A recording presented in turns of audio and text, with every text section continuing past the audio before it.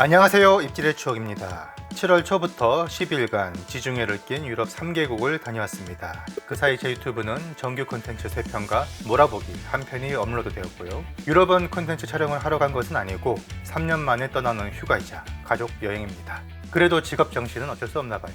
지중해 하면 또 해산물 요리가 빠질 수 없잖아요. 이와 관련해 두세 편 정도 준비를 했으니 추후에 업로드되는 지중해 수산물 요리도 기대해 주시고요. 오늘은 카타르 항공의 비즈니스석 체험기를 소개할까 합니다. 어쩌다 보니 꽤 저렴한 가격에 타보게 되었습니다. 이게 무슨 얘기냐면 비행기 티켓을 예약한 시기가 올해 2월이었어요. 당시 국내는 코로나로 상황이 심각했었고 여행 수요도 침체기에 빠졌습니다. 그래서인지 비즈니스보다 더 좋다는 큐스위트석이 정확히 기억은 안 나는데 인천 로마 왕복 구간이 250만 원이 좀 안 됐던 것으로 기억합니다.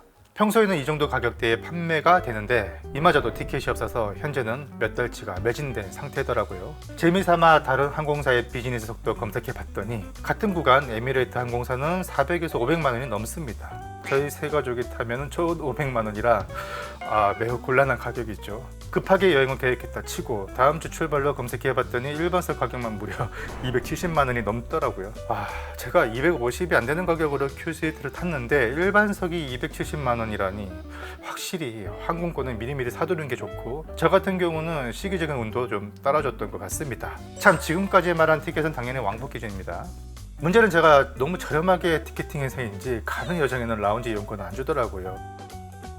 드디어 입구입니다. 습관적으로 이코노미 쪽을 향했지만 하차하고 이내 방향을 틀어서 퍼스트 클래스와 비즈니스 입구로 들어갑니다.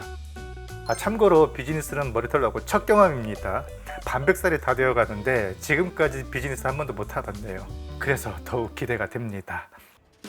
맨날 뒤쪽만 타다 앞좌석에 오니 별천지가 따로 없습니다. 너무 촌티나나? 자, 이것이 보잉 777의 큐스위트 좌석입니다. 평소 이코노미만 타고 다녔던 저로서는 신선한 충격이네요. 창문은 2개 반 정도 차지하고요. 가운데는 두 좌석이 붙어있는 구조입니다. 마시크 먼저 준비해도 될까요? 땡저 로제. 로제. 예. 와인 리스트는 사전에 다 파악한 상태죠. 카타르 항공의 환영 음악은 지금 생각해도 적응이 안 되네요. 여행을 떠나는데 은근히 슬퍼요. 자, 이제 자리에 앉아보겠습니다. 뭐지? 방석인가? 안전벨트는 왜 이렇게 두툼하지? 자리에 앉아보니 널찍한 공간감과 2개의 창문, 미니 베개와 이불, 어미니티, 그리고 옆 수납함을 여는데 이건 승객에게 주는 편지인가? 위생봉투. 그 옆으로는 생수와 노이즈 캔슬링이 되는 헤드셋이 보입니다. 화면도 평소 보던 것보다 크네요. 이륙 전 웰컴 드링크로 주문한 떼땡저 로제 샴페인과 물수건. 기포가 힘차게 올라오는 것이 지금 저의 감정을 말해주는 듯 합니다. 이어서 신발을 벗고 발을 쭉 뻗어보니 174cm의 키가 모자랄 정도로 공간이 넉넉했고요. 옆좌석 리모컨과 각종 전자기기 충전 콘센트, 여러 자세로 변환할 수 있는 의자 버튼이 있습니다. 주어진 물품을 살펴봅니다.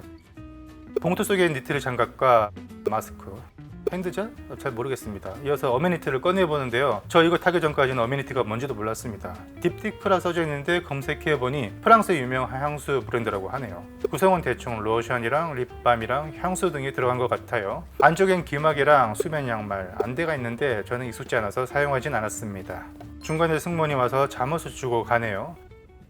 샴페인은 안전교육 나가는 동안 다 마셔야 합니다. 이륙 직전엔 잔을 수거해 가거든요. 새벽 2시에 이륙이 시작됩니다. 이륙이 끝나고 조명이 어둑해지면서 본격적인 서비스가 시작되는데요. 땅콩 안주와 찰스 하이직이라는 샴페인을 주문했습니다. 기포가 뽀글뽀글. 이거 은근히 멍 때리고 보게 돼요. 참고로 기내에선 먹을 때 빼곤 마스크를 쓰고 있어야 하는데요. 대부분의 사육 시간이라 마스크 쓰고 있는 시간보단 벗고 있을 때가 많았습니다. 샴페인 한 잔에 땅콩 한 입. 이것이 말로만 듣던 하늘 위의 호텔인가 싶습니다. 가장 좋았던 건 이렇게 여닫이 문으로 프라이빗한 공간 연출이 가능하다는 점인데요. 와인잔도 기대 이상입니다. 다른 비즈니스에선 플라스틱 잔을 쓰던데 여긴 리얼 유리잔을 쓰더군요. 그래서 그런지 샴페인도 더 맛있게 느껴지는 듯합니다.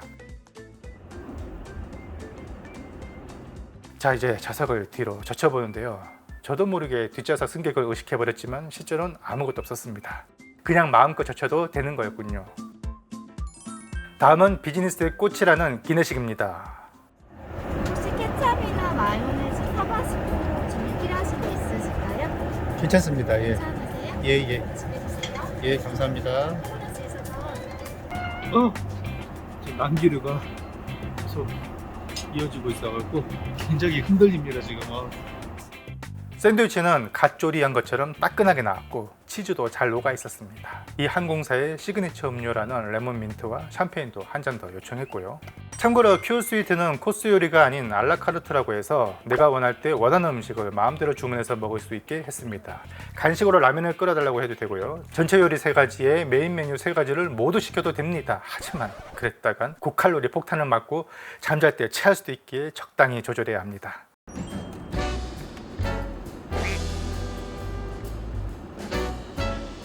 자, 지금부터는 영화를 한 편 시청하면서 식사를 시작해봅니다. 제가 가장 좋아하는 풀떼기 루꼴라부터 시작해 스테이크 버거 맛 같은 샌드위치도 맛있게 잘 먹었습니다.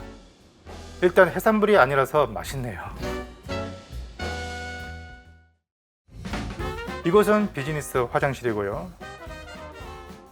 승객에게 나눠준 파자마로 갈아입었는데 생각보다 편했습니다. 화장실에 다녀온 사이 승무원께서 제 자리를 침대처럼 세팅해 줬습니다. 자, 여기서 이 버튼을 누르자 좌석이 침대로 바뀝니다. 와우! 이불을 깔고 누워보는데 안방만큼은 아니지만 상당히 편합니다. 그리고 전 그대로 잠들었죠. 아참, 카메라는 끄고요.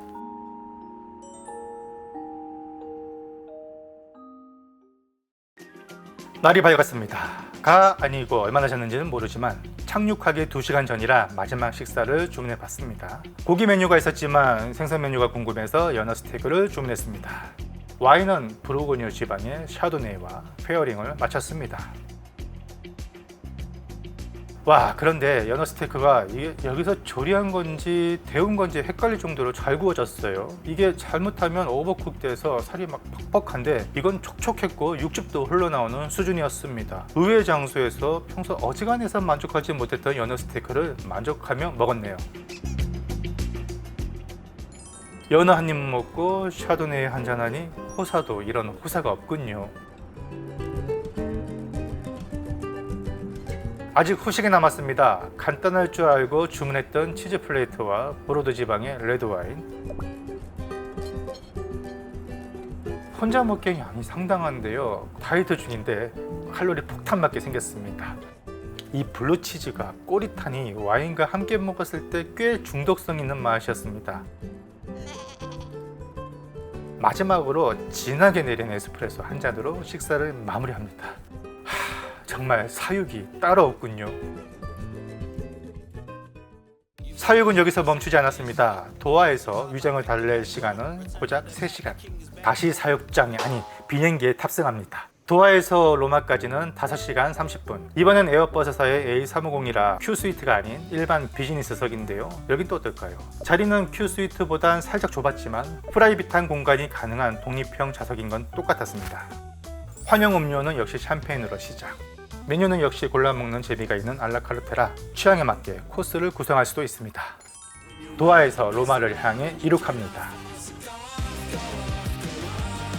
이 기종은 창을 닫을 수 없는 대신 버튼이 있는데요. 신기하게도 유리창의 비투 가율을 조절할 수 있었습니다.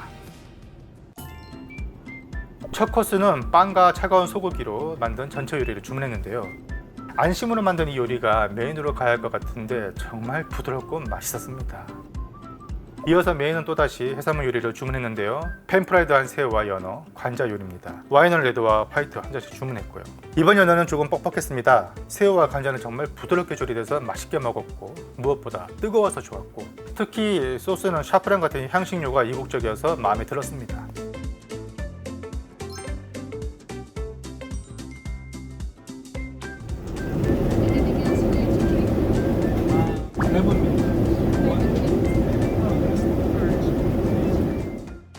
근데 이건 좀 부담스럽긴 하군요. 보기만 해도 단데.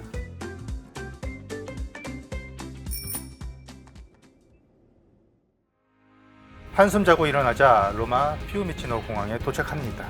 승무원이 뭔가를 주길래 열어보니 가는 길에도 사육되라고 초콜릿 박스를 주시는 서비스까지 모두 받고 나왔습니다.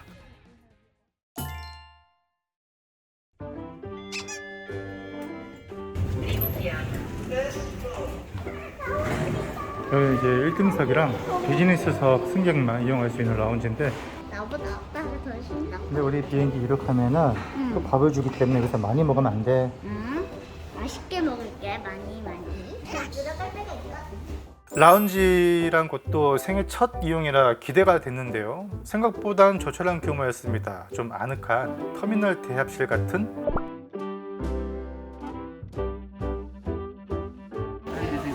오케이. 땡큐. 주문을 되게 주먹구구식으로 하고 있어요. 주변에 돌아다니면 그냥 가서 이거 달라 저거 달라고 부탁을 해야 돼요. 그래서 그것도 지금 줄이 생겼어요. 지금 거신 들린 것처럼 먹고 있어요. 저희가 점심을 안 먹었고 배가 좀 고팠나 봐요. 일단 기내식도 먹어야 되는데.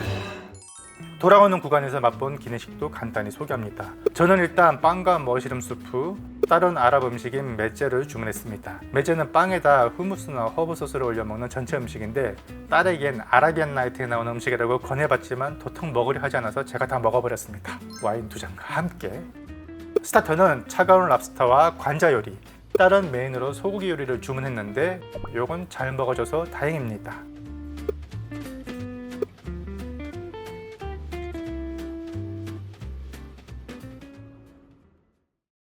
이곳은 도하의 비즈니스 라운지인 알무르잔입니다. 이렇게 좋은 자리는 대부분 만석이고요. 일단 기름 산율국답게 규모가 어마어마합니다. 딸의 얘기를 들어볼까요? 올라가 볼게요. 아, 올라가는 것도 너무 와, 여기 진짜 고급인가 본데 아까랑은 진짜 확실히 스케일이 다르다. 2층에도 커다란 식당이 있는데요. 직원 안내를 받고 자리를 잡습니다. 로마 피우미치노와는 전혀 다른 세상. 음식도 꽤나 다양한데요. 저는 또다시 직업정신 때문인지 마음에도 없는 초밥을 주문했습니다. 차가운 새우 샐러드와 샴페인도 빠뜨리지 않았죠. 일단 중동 국가에서 만들어지는 초밥의 퀄리티가 궁금했는데요. 모양은 제법 그럴싸합니다. 맛은 어떨까요?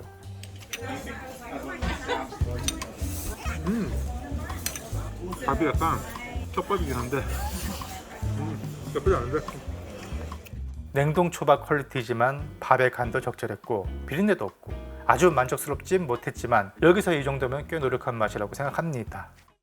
이렇게 해서 저의 인생 첫 비즈니스 경험기를 공유해 드렸습니다. 차후에 이어지는 지중해 해산물과 평소 해오던 수산물 컨텐츠도 기대해 주세요. 감사합니다. feeling on top of the world, like nothing's ever gonna bring me down. This feeling got me flying high as a bird.